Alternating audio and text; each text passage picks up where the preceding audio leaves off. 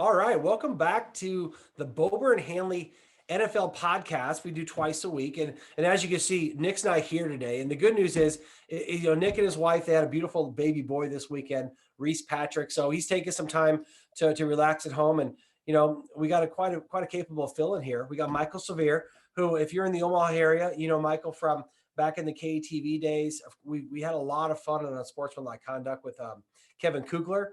Back Mhm. when I was playing, I'd call in on that show. And Michael, thanks so much for joining us today. No problem. I appreciate it. I'm glad to fill in for Nick, and congratulations to him. I always knew he liked the Reese's Pieces, but I didn't know he'd name his kid after it. That's very interesting. Yeah. Well done, Nick. And I'm kind of hungry thinking about it now, as you mentioned it. Yeah. But yeah, so on this podcast, we like to talk about the NFL, and we love to go into the betting lines because I know a lot of people are doing that out there. And first of all, to start off with some big headlines, there's a huge one that came out today, and I'm a Yeah. little surprised by it, seeing Tua being named as a starter. Fitzpatrick has done so good down there on a team they're competitive. They're 3-3. They're in the AFC East, which is not owned by Tom Brady and the Patriots this year. Michael, what are your thoughts on them going to Tua now? Well, we talked about this right at the end of our show as when it broke. And I wonder, as a former player, how would you feel if your quarterback, the last two games, had been very good? You had a blowout. He's playing at the top level. He's a top 10 quarterback stats wise right now. And you're going to turn to a rookie who's had two passes when you have a chance to make the playoffs. I don't know. I think if I was a player on that team, I would be worried because I'd rather have the guy I know I can count on. Now, I know Tua is the future. I get that completely. I understand that. But at the same time, if I got a chance to make the playoffs with this guy, with Fitzmagic, I probably would want to stick with him and let's just hold off on Tua until we're out of the playoffs. I'm in the same boat with you. I honestly like the whole mantra of letting a quarterback sit as a backup for a little while. I mean, a Mm-hmm. great example of that is Patrick Mahomes. Mahomes. You saw what Andy Reid had to know what he had in Mahomes, and he had the discipline to sit him for an entire year and learn how to be a pro. I also have some concerns about his health, right? My career ended with 2 hip surgeries. They're tough to come back with.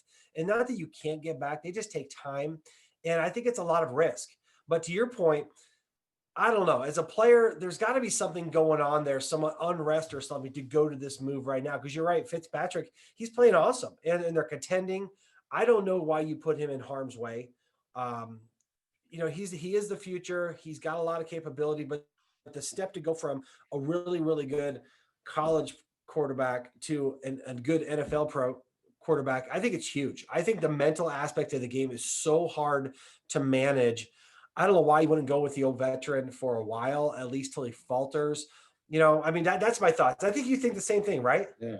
Yeah. I always worried about Tua long before he had the hip. Remember, he's had two serious high ankle sprains to the point where he had to have Mhm. surgery on them just to tighten them up. He had a shoulder issue before during a off season where he couldn't throw. I just don't like him in terms of his size. He doesn't have the dramatic quickness that, say, a Kyler Murray has, where he can Mhm. get out of the way. He's got some decent athleticism, but he takes a lot of big hits, even at Alabama, which had a great offensive line and had a lot of talent around him.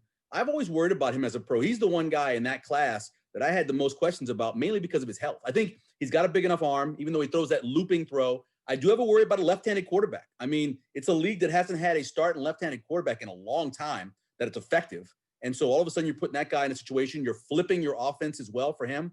I have a lot of questions marks. I don't understand, but I love their head coach. I think Brian Yeah. Flores is amazing. I think he's done a great job. Defensively, they're number one overall in third down defense, and they're number 2 in scoring defense. So he can rely on his defense. I just worry about Tua getting in there and getting banged around. I worry about him not being elusive enough. Yeah, I think the same thing. I think very rarely do quarterbacks, stay healthy. He's not healthy now. I mean, he might come off as healthy to the average person, but there's so much wear and tear that they just have to take. It's a different kind of pounding that they're going to get at this level. And I also think my big thing is the mental part. I think Yeah. it's so hard to be a quarterback. Playing center, I was kind of the O line, the quarterback of the O line, and it took a lot of work, and it wasn't even close to what the quarterbacks have to do. So we'll wait and see. Flores I'm a big fan of him. I think I would honestly say that if I would have my druthers, I would say let him sit on the bench this entire year, Mm-hmm. maybe play him with some mop-up duty, and then build towards the future. Because I don't think he's in danger of losing his job. I think Right. he's going to be given a pass this year, no matter what. I don't know. We'll see what it is. Hopefully, the players get behind him. I know Fitzpatrick has a lot of support, so it's going to be hard. And maybe he's back in there soon. Maybe the injuries pile up, or maybe they platoon him at some point. Who knows? But I think it's an odd move. I honestly do. It seems like there's no way you can go back to him unless he gets injured, right? You can't go back to Fitzpatrick once you put him in, unless. Yeah. No, I mean, again, you have two quarterbacks or you have none. Excuse me, you have one quarterback, you have none. So once you go to him, he's your starter. A lot of things can happen. There's a lot of season left. So I guess we'll kind of wait to see what's going to happen here. And, the other kind of headline that's coming out, it's been kind of a rolling headline, is all these injuries that are coming out, right? We saw, several offensive lines have been decimated. The Dallas Cowboys, you saw the Chiefs last night, who were down to their last offensive lineman. You saw the Niners, the Philadelphia Eagles. I've never seen that many injuries in week 6, and up and down the list of injuries that are happening throughout this league. And my take as a former player is, without the preseason and without OTAs and mini camps, it's so hard to get in football shape and get your body ready to play football unless you actually play football. And I think we're seeing the result of that. There's been these injuries are just mounting up, and there's so many guys that are coming. You don't even know who these guys are. There's been big injuries. I think it's just the numbers have to be off the charts in terms of injuries. Yeah, we kind of saw this in baseball a little bit too. Everything was kind of off the track in terms of their spring training. You had a bunch of pitchers get hurt, a bunch of guys get some soft tissue injuries. I think it varies. We've had years before where it was the ACL year, or it was the Achilles year, or it was the patella tendon year. But it's a mixture. Zach Martin last night obviously got kicked in the head. That's rough. But when you have an offensive lineman who tears both patella tendons, which I've only seen happen once, and that was Eric Martin, who was a wide receiver. Yeah. It was a Chicago Bear, Wendell Davis, tore both on that horrible turf in Philadelphia. That doesn't happen. So some of them, I think, are definitely what you're saying. The soft tissue stuff is because you had a really weird offseason. I think also, and I'm sure you can speak to this better than I can because I've never done it, but I think they bulked up with so much muscle. You had guys who were just working out. That's all they were doing. Like they were in prison. They were just eating and lifting weights, right? And now all of a sudden, the ligaments and those tendons, they can't maintain the extra weight or muscle you put on. And so you end up seeing some injuries. Yeah, that's well noted. I never thought about it like that. But again, you can't get in football shape without playing football. There's something about being in a football position and taking the blows that your body has to acclimate to. And I think it's the tendons and the ligaments and the joints. And that's where we're seeing all the injuries this year. You see soft tissue stuff, yes, but all the different knees and ankles, and I just don't think guys are ready to play. And I think that's why, a lot of people are so against the preseason, but you have to have some form of football. My take on this going forward is it's kind of like the walking wounded out there right now. And I think as we get towards the end of the season, there's going to be a premium placed on teams that have continuity within their major players, but more importantly, the head coach and the position coaches, right? That's why I'm not going to count the Patriots or any of these teams who have really good head coaches, because it might be week 15 or 16. And not only are you going to have guys who are going to be injured, because there's a lot of those, you're going to have COVID protocols. All these things are going to come into play. It's going to be like survival of the fittest. Yeah. It's going to be a marathon getting to the end of the season. And I just got a feeling that the best coaches are going to give their teams the best chance. And you're going to see players out there on the field who we might not even know their names. Yeah, you mentioned preseason, but it's not just that, right? So a lot of clubs didn't do a lot of contact. You didn't have the joint workouts like a lot of teams do. I know the Saints always work out the Houston Texans. That's just something you normally did. So you get the hitting in. So you take away that along with the preseason, and all of a sudden, all you're talking about is some guys in shells who are out there running some plays. That certainly has got to harm. Well, first of all, it's harm tackling, right? Because defenses aren't playing like they normally play. And then I think the injuries are the other part too. Yeah, tackling has been horrible. It's just, I just noticed that watching it. I know the rules have changed, but that's been bad. And I know that, as an ambassador for the Chiefs, I get to go to a lot of their stuff. And, Andy Reid would run, they don't do 2-a-days anymore, luckily for them, but they do like 3-hour practices where they get after it. So they'll use their time to actually pop some pads, be safe about it, but get in football shape. And you didn't get a lot of that this year. And that's we're seeing the results of that. And we're only week 6. So we got like 11 more weeks to go. Yeah. And I don't know what it's going to look like by the end of the year. One more thing I'd like to cover before we kind of get to review this week is, I want your take on who do you think are kind of the top teams like head of the pack right now. So for me, and I know who you're going to pick one of them, but for me in the NFC, I like Green Bay, even though they took a tough loss. I think that they're going to have they have an easier division up there. I think they're going to get a lot of home field advantage, not crowd wise, but staying at home for playoffs. And I also like Seattle, right? They haven't lost. Russell Wilson is a premium quarterback. I have questions about their defense. I see on the outside of that, my top two, I'd say there's Tampa, who there's a lot of question marks about their continuity and the how long Brady and Gronk can last. And then of course your Saints, who are a good team. And then over in the AFC side, the Chiefs, they're wearing the cape right now.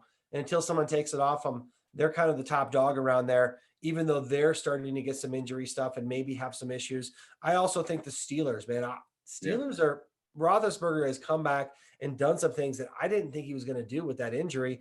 Tennessee's a really good team playing good football. How about you? Give me your top two from the NFC and the AFC. We'll start with the AFC because I think the most complete team we're talking about offensively, they can be explosive, and defensively, they can cause havoc. It's probably the Steelers. There's no team that rushes the passer as well as the Steelers. They cause the most havoc, meaning tackles for loss, sacks, and forcing turnovers than any team in the league. So I'll take a team like that in Pittsburgh. I have some questions about Tennessee. When they come across a team that can, and it's not easy to do, Chiefs did it in the second half, stop the run. If you can stop the run and you force Tannehill to get away from all that waggle and bootleg stuff to where his wide receivers are wide open, I'm curious about that. But I think those two teams right now are the most complete because even though Tennessee's defense is not as good as Pittsburgh Steelers, it's still pretty good. And, I mean, no one can tackle Derrick Henry right now. So I'd say those two teams in the AFC. In the NFC, I'm not a Packers believer. And I actually was on Tampa big this week, and I'm not a Tampa fan, but I worry about both the run defense and the pass defense for the Packers.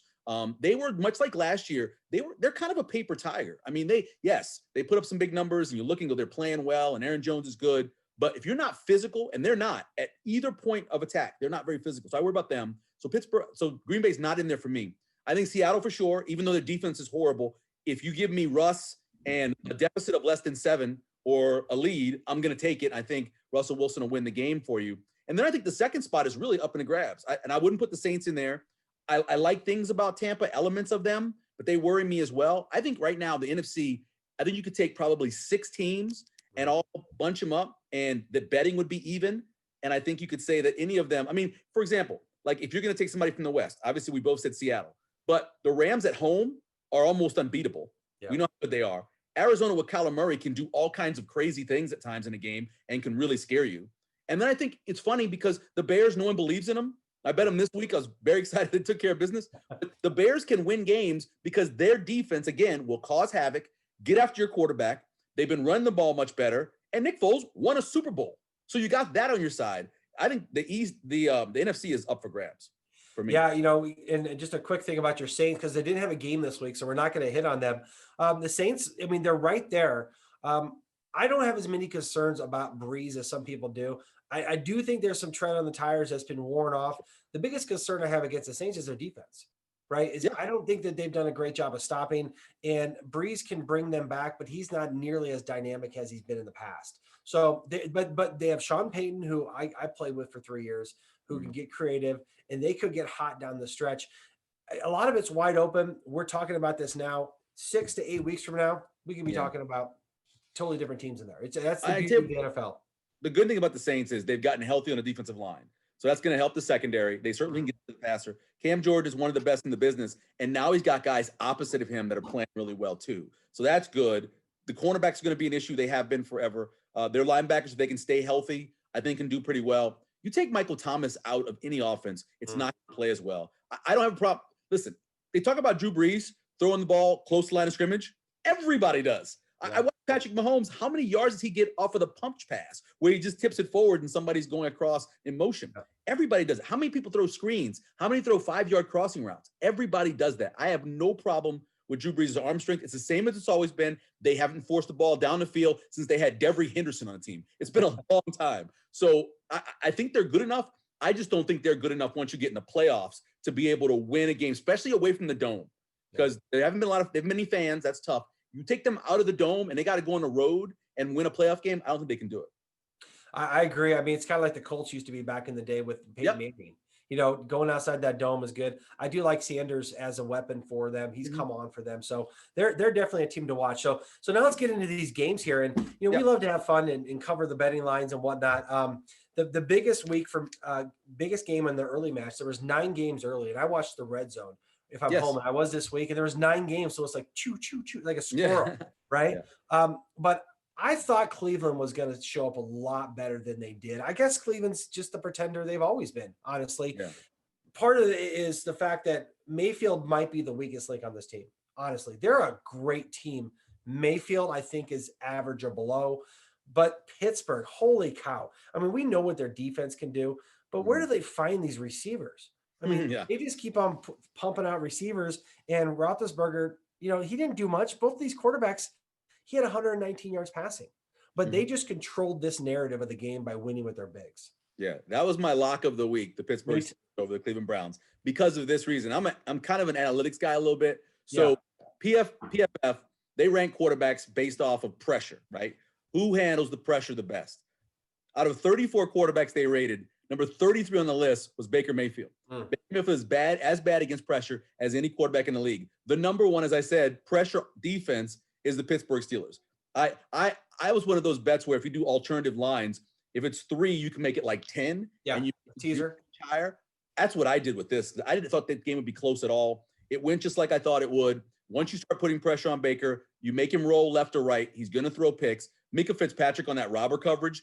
I mean, that's what Baker has not gotten past yet. And we're talking about a guy 3rd year in the league. He can't be doing that. He's fairly accurate, but he's not precise. And so he doesn't put it on the right side a lot of times of the wide receivers or the tight ends. And so I've got doubts on him, but more than anything else, I have doubts on that team and Baker handling pressure defenses.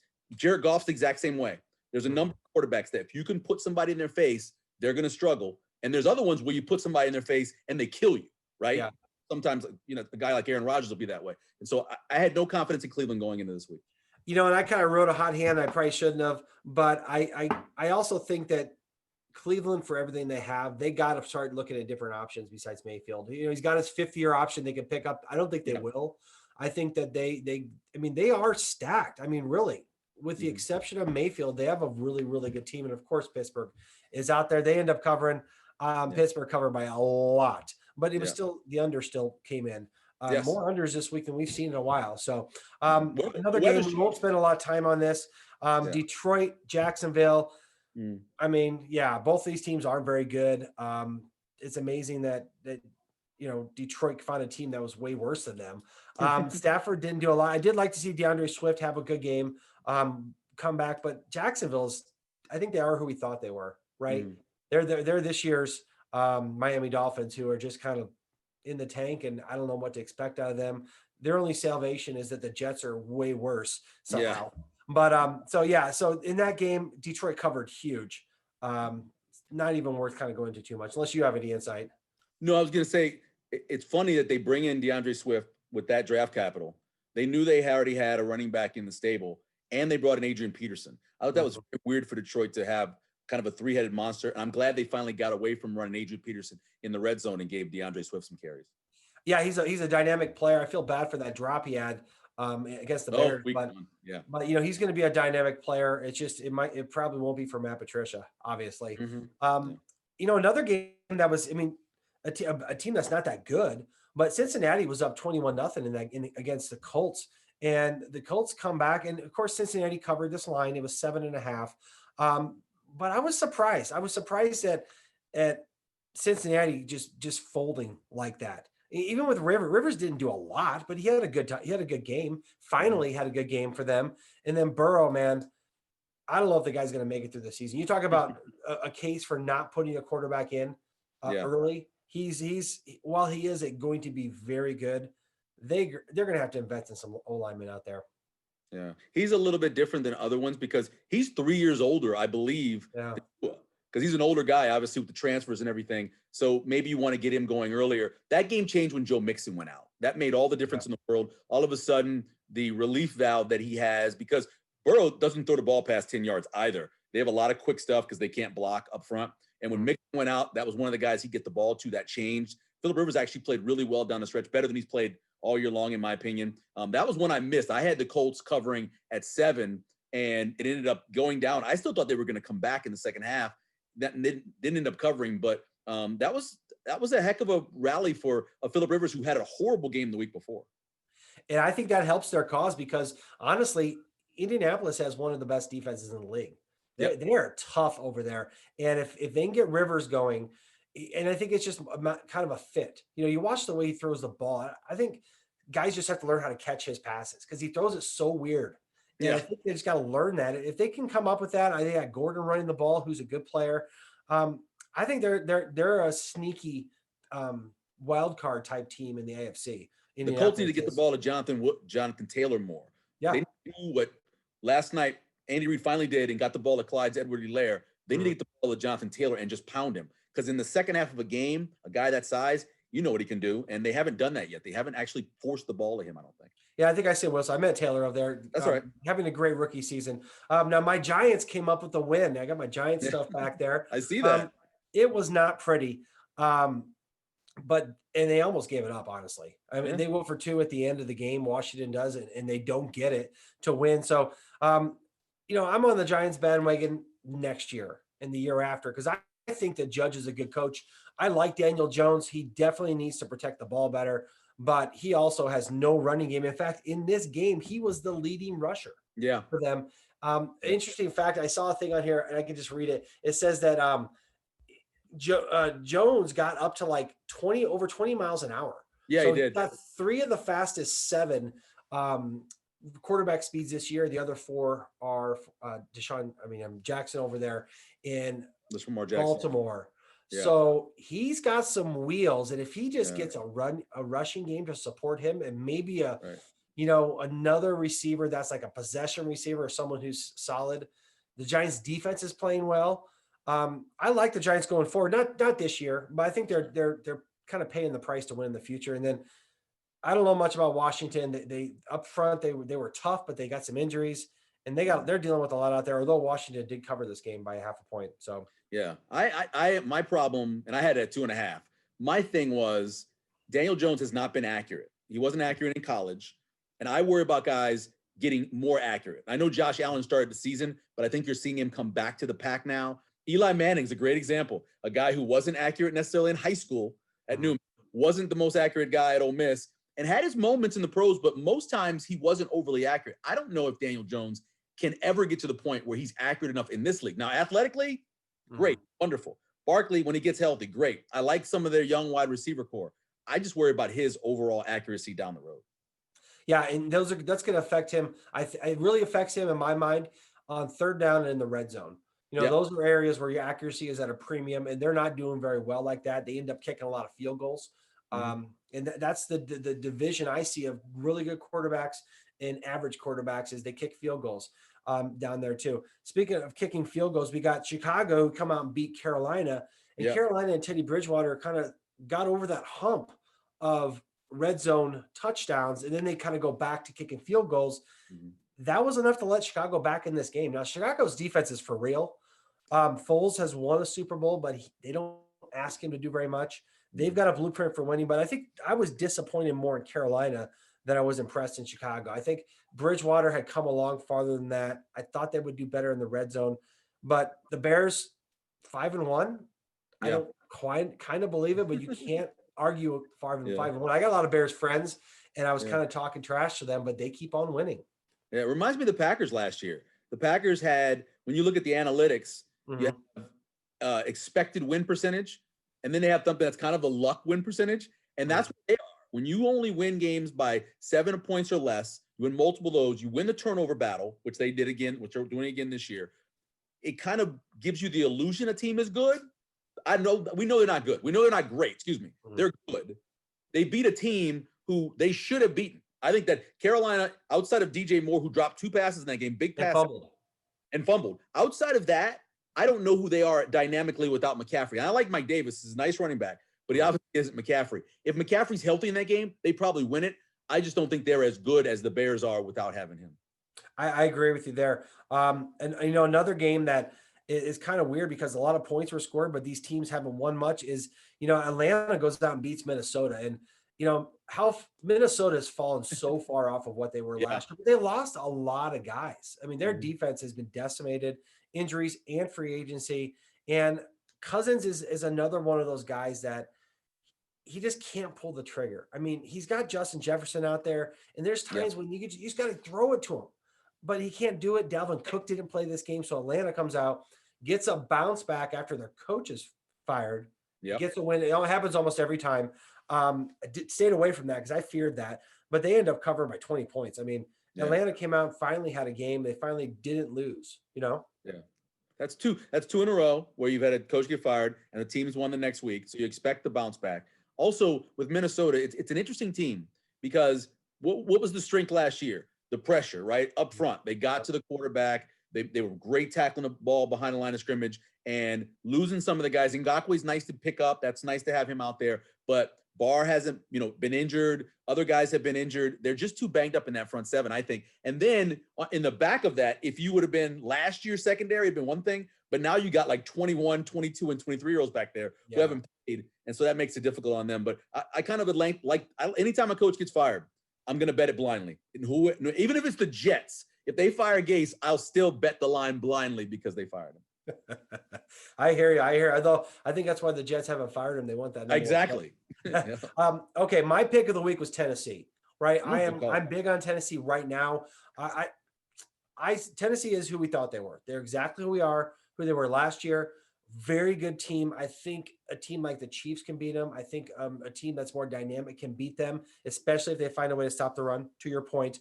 But that was a good game. Now, Tennessee came out, they were up, I think, 14-0. I'm like, yay, I'm going to cover. Everything's great. But Houston came roaring back. Yeah. At the end of the third quarter, Tennessee was losing 26-14. Yeah. And they come back. I was on the Texans. I like that one. The Texans did everything possible with the help of some referees that game. There's no reason you lose that game. And I understand. You make the 2-point conversion, game's over. But you make it 8. Force them to score a touchdown and a 2-point conversion. That makes more sense. Never in the history of the NFL has a team gone for 2 when up 7. It was the first time in the history of the league that somebody's done that. And it had to be Romeo Cornell. But I was on the Texans. I had the 4 early in the week. I liked it. And that was one where you'd look and go, there's no reason I should have lost that one, but I did. Well, Tennessee's they got some stuff going for him. Old Mike Vrabel used that 12th man rule. Very smart. He's wily, man. I mean, it's Belichick. Belichick fought that. He's incredible. They say 40 seconds there because they had to stop the clock, and they scored the winning touchdown with 4 seconds. Yep. And of course they win the toss, and Henry carries them all the way to the end zone.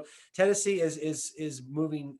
I'm more impressed with the way they came back from everything that happened to them with the coronavirus thing. Oh, sure. They got shut down for like 2 weeks, and they came out and they're still doing a good job. I don't know how dynamic they can be. I loved what Tannehill's doing, but for right now with what they do, they are a physical football team that's winning football games. They're hot. I think they're a good team. And AJ back means everything from the outside. Absolutely. If they have one more of those guys, they can be really scary good.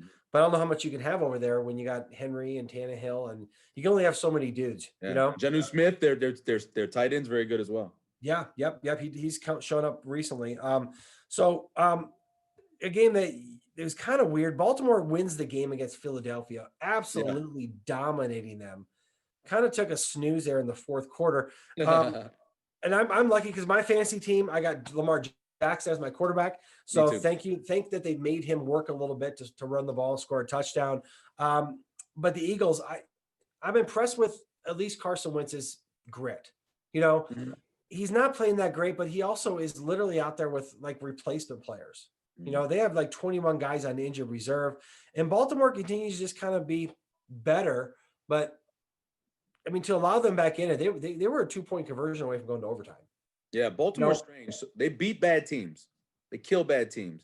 If a team is good, they're going to leave you in the game. I'm with you, Lamar Jackson. We got to have a backup because they're on a bye this week. Gardner Minshew for me in my league. I got to play him this week. But the issue at Baltimore, and it's been, if you force Lamar Jackson to make throws outside the hashes, force him to make those throws, he has not been able to do it. And that's how he gets shut down. If you can stop that.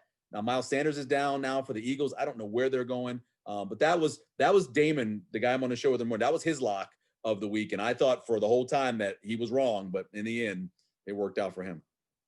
Yeah, it's just, I mean, there's all these big spreads. It's kind of funny. Just a side note here. I was looking at some statistics of against the spreads, and there's 3 teams that are 4-1 against the spread: the Packers, the Steelers, and the Seahawks. Right, Yep. and there's 2 teams that are 0-6: The Jets and the Cowboys.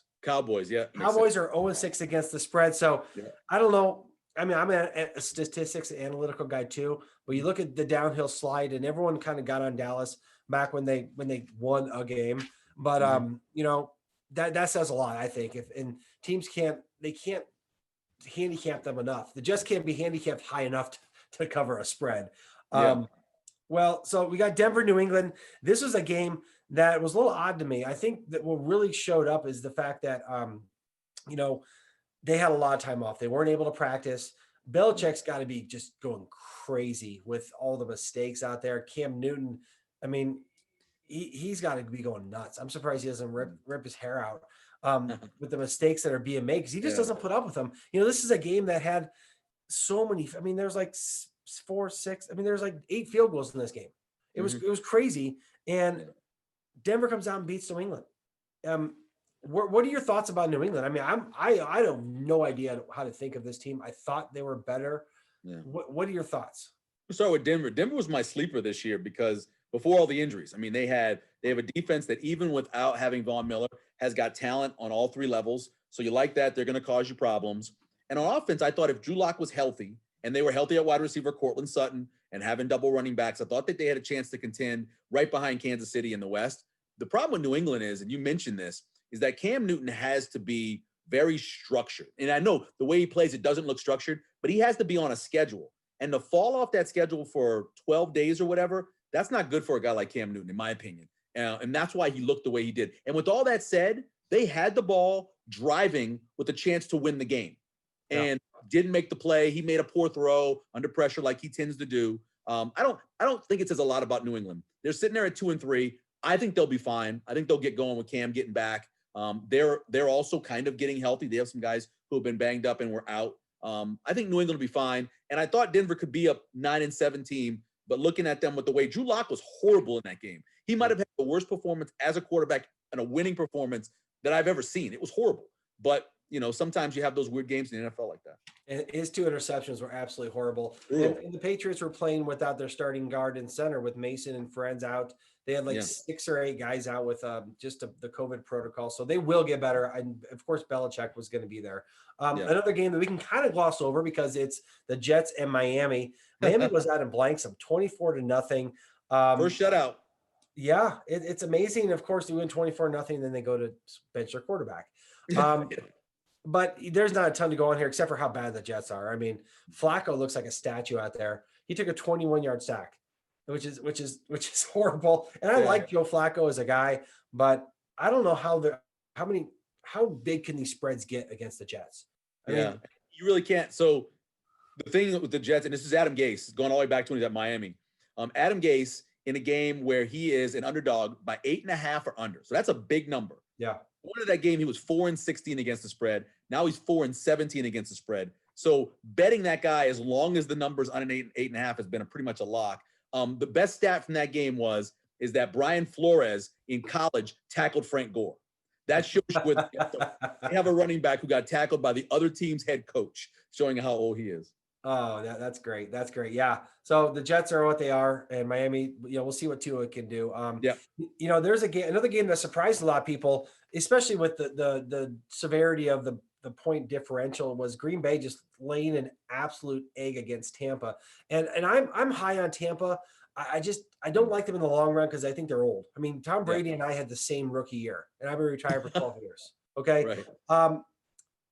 But Green Bay, the story of this, Tampa did what we thought they would, except for Green Bay. I mean, how did Aaron Rodgers he had 160 yards. And in the fourth quarter, Boyle and Gabbert were the quarterbacks. Now, I loved it because on my fantasy team, the team I was playing, I should have lost, but they had Aaron Rodgers and Aaron Jones as their quarterback at RB1. Wow. I ended up winning when I actually have the top 3 3 of the top running backs. And so I actually had to play a blank spot because I didn't want to trade one. Yeah. And I still ended up winning because Aaron Rodgers had 2.8 fantasy points. Mm. So, I mean, this has been a knock on Rodgers for a long time, is that when times get tough, he just kind of throws in the towel once in a while. Yeah. You know, I don't know. I don't think it's indicative that they're that bad. I just also think that it's still a major question mark for Green Bay. In the 2 games that they struggled, they got punched in the mouth. And when they get punched in the mouth on both sides of the ball, I don't think Green Bay, this goes back to last year. I don't think Green Bay is physical enough to handle when teams do that to them. And Ndamukong Suh got angry. Rodgers said something to him. Obviously, we didn't see what it was. And after that, Suh just took over the game and dominated the interior of the Packers' offense. And as you know, if that offensive line in the middle is getting pushed back, there's nothing a guy like Rodgers can do. He can run around as much as he wants, but if you take out the middle of it and he's trying to throw on timing, he was getting rocked. Yeah, and I mean the whole Devontae David was all over the Yeah. place, and they have a great defense. They really do. I just think Green Bay they showed more in previous games that they were a little bit tougher on defense. They just didn't play very well. They went on the road. I don't know. I think I chalk it up to a bad game, but until they can beat a good team again, I think you have to kind of Yeah. hold them back a little bit in I don't terms think of they that. beat the Saints if there's fans in the Superdome, they don't beat the Saints. Because he's getting that same snap count stuff where he's getting them to come off sides. I think they lose that game, but they got lucky that it was empty Superdome. It was quiet. Yeah. There's some things out there like that. The Niners come up with a big win against the Rams. Now, I'm a Ram fan. I like that offense. It's kind of old school for me. A lot of wide zone play action. Yeah. But Goff just could not get. He was just off, right? Yeah. And for me, the Rams have to run the ball to be good. Yes. And they only ran for like just a little over 100 yards. But if they don't have a run game, then their play action pass game doesn't work. And Goff's not functional enough in a pure passing system to be accurate enough to make plays down the field unless he's got the threat of a run. And then, of course, the Niners, Kittle had a monster game. Jimmy G had 3 touchdowns. They covered by 10.5 when they were the underdogs. And, it's amazing to me that NFC West keeps on. I mean, they got 4 good teams out there. There's no gimmies out there. Yeah, I think if you ask Sean McVay, he'll blame that loss on himself because you mentioned the running game and they were going along. Everything was really good. And then they got away from the running game when they got behind. And they had to stick with it. Jared Goff road. I don't know what it is. You can look at his career. Now, it's more usually with the fans because they can't communicate. McVay can't communicate to him as long as he wants to because it's so loud in there. But just on the road, period. Even this year, if you look at his numbers, his completion percentage drops, his overall depth of route drops. He's getting rid of the ball quicker. There's something about him on the road. I don't know what it is, but I still think the Niners, they just have a better coaching staff. Core is just tough. Whereas the Rams are more finesse in a lot of things they do. And I think that's why when a team that's finesse hits a team that has that kind of physicality, that kind of thing can happen. And I'm surprised they were able to handle Aaron Donald in the middle there too. They did a good job against him. Ran the ball, didn't do a lot great, but they just were solid. They were solid. Speaking of inaccurate, watching the Chiefs play in Buffalo last night. Yeah. They start out the game with Josh Allen. The first 3 plays are pass plays where he doesn't even come close to completing them. I don't know. It's like he didn't even show up. I don't know if it's the rain. I don't know if he was just tired. They did have a short week. Give them credit. They played on Tuesday. But he looked bad last night. For a guy that was like an MVP candidate against a Chiefs defense that's vulnerable over the middle, I believe, and on the back end a little bit. The Chiefs just shut him down. I mean, they had an answer for him. They didn't run the ball very well. He only had 122 yards passing, and he didn't do much. Stephon Diggs, who's on my fantasy team, thank God, he caught 1 touchdown pass. But other than that, I don't remember much about what they did. I think the weather was an issue, obviously. But if I had that game plan, I would have come out and I'd have run Zach Moss. That would be my game plan. I know he's been out, but a physical, strong running back, like Josh Jacobs is, that's who you go against Kansas City, in my opinion, with. You go right at them, you force them to get behind, and you run the ball. And then you come and play action off of that.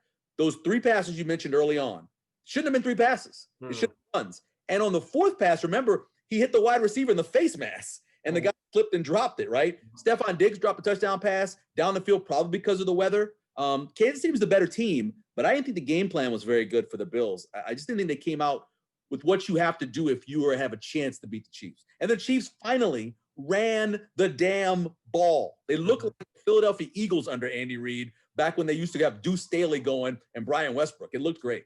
I remember those days because they were beating us back then in the Giants. But to look at Kansas City, I got to give them a lot of credit. They had three of their starting linemen out. Schwartz goes out after the first series, and the blueprint to beat Kansas City isn't to outscore them; it's to keep Mahomes on the sidelines. Yeah. And you got to do that by moving the chains, running the football. That's the only way teams have been able to beat them. You do not want to try to get in a shootout with them. But Kansas City, in my mind, the reason I'm so big on them is because, they didn't throw the ball down the field, but he also didn't throw an interception yet again, right? Yeah. They ran the football. They did this when they were down. Their defense shows up. They're a very good complementary defense to what Mahomes and them do. It should be interesting to see if they can progress when the big plays start to show up. The Chiefs are down some guys, so maybe they get healthy later on. If not, they can go the other way. But, of course, the Chiefs covered that game, which is good. They needed that win. Andy Reid rarely loses 2 games in a row. So he doesn't. And even if he has a little bit of extra time too, like you said, he had a little bit extra time compared to what the Bills had, and only 22 minutes of time possession for the Bills. There's no way you beat the Chiefs with 22. No, you need to win the time possession by 5+ minutes to beat the Chiefs. It's the only way to do it. Now to round it out here, the attractive game. Watching this, and I didn't even remember much about what happened because it was just boring. Seriously, Arizona was up early, and I'm like, what happened? It just, there was nothing going on. There was just a bunch of handoffs and a couple plays by Arizona, but Arizona just handled Dallas, who their offensive line. You talk about injuries; they're totally dysfunctional up there. I feel for them because it's been mainly injury based. You saw Martin go out. Ezekiel didn't do anything because he has nowhere to run. And I thought Dalton, who was a good quarterback, I thought he'd play a little bit better. He's got some weapons. I just think Arizona just had the perfect game plan against them. Yeah, I think it came down to 3 plays. Obviously, the 2 fumbles by Ezekiel were huge. Put in perfect field position. Arizona went down and scored. Michael Gallup drops an easy touchdown pass that would have made it, I believe, 21-10 at the time, which makes a difference. And then they would have had a chance. Oh, it had made it 21-7, and then Dallas was getting the ball to start the second half, which would have had a chance to turn to 21-14. So you had those 3 plays that completely changed the game. Even if it was a blowout, and you had Christian Kirk on the long catch. If Dallas doesn't make those early mistakes, I think that's a closer game. Yeah, I think the momentum of that game is totally different. If that happens, Ezekiel Elliott had 49 yards rushing. 2 it's turnovers. Kind of funny. Everyone was getting after my buddy Jason Garrett, my old teammate, about how this is all his fault. And personally, I'm not going to say that Mike McCarthy wasn't a good move to do. I just think that they didn't get any time for Mike McCarthy to come in and be the head coach. Right. You're seeing that throughout the league, in my opinion. The teams that have new coaches now, there's Rule in Carolina, who's done a really good job, and I think that Stefanski in Cleveland has done a good job with what he has. But other than that, most of the time, most of the new coaches and new quarterbacks and everything, the lack of familiarity, I think, is really hurting teams because they just did not have time together. We'll see how that plays out. We'll see if that kind of starts to turn the table. But yeah, so exciting week. We got some big games coming up. I know next week, and it's getting exciting because it's kind of leveling off of my mind, right? You see teams like Kansas City and Buffalo and the Packers, they all start to lose. And the NFL is definitely not a sprint. It's a marathon. So this is kind of the rounding out period of the season, these next month. And then the real teams start showing up in November, December. So this is kind of the prelude to what is the important games later on in the year. And you mentioned earlier, it's going to be a battle of attrition. So who can keep their quarterback healthy? Who can keep that offensive line healthy? Who can keep their stars healthy? Whoever that is in the end. And I look at a Seattle team with Russell Wilson, who's never missed a snap, I don't believe, out there as a team that's going to be in that spot. And then with Pittsburgh, and as good as they are with Roethlisberger and the way their defense is, those are 2 teams I wouldn't be surprised if that's our Super Bowl. Yeah, so as of right now, there's some good teams going. We'll see how long this lasts. But Michael, I appreciate you coming on here. No problem. I love your take on it. I love your analytics on it because you and I think a lot in that way. So thanks so much for coming on here. We'll have to do it again sometime. Have a great season. I know you got big stuff coming up. You got the Huskers coming up. You got a lot of stuff going on around here. So people around in the Omaha and Nebraska area are happy. So thanks for coming on, and we will go ahead and end it here. But appreciate it, buddy. Have a good one. Thanks, Chris. Appreciate it.